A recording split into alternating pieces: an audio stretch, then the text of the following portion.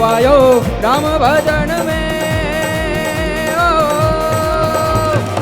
जो सुख पायो हरि भजन में, वो सुख नाही अमीरी में, वो सुख नाही अमीरी में। मन लागो मेरो यार फकीरी में, मन लागो मेरो यार फकीरी में, मन लागो मेरो यार फकीरी में, मन लागो मेरो यार फकीरी में।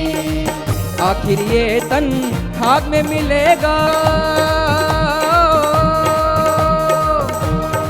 कवि कबीरदास जी आ पंक्ति में एवं कहे छे कि आखरे तो आ तन એટલે આપણું શરીર એ માટીમાં મળી જવાનું છે।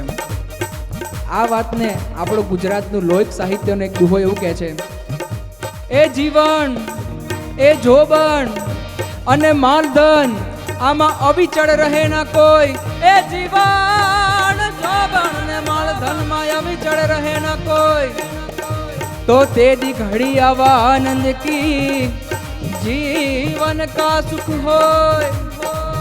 दुहो कहेवा एवं मांगे छे कि आपणुं जीवन कायम नथी रहेवानुं, जोबन એટલે કે આપણી યુવાની પણ કાયમ નથી રહેવાની, માલધન એટલે કે પૈસા પણ આખું જીવન આપણી જોડે રહેવાના નથી।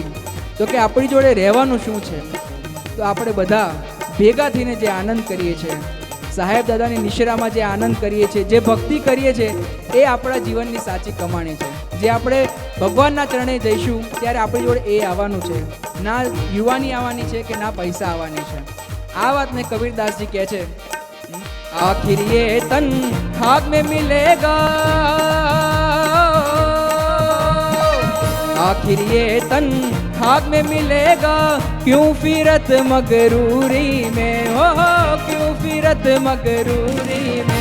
मन लागो मेरो यार फकीरी में, मन लागो मेरो यार फकीरी में, मन लागो मेरो यार फकीरी में।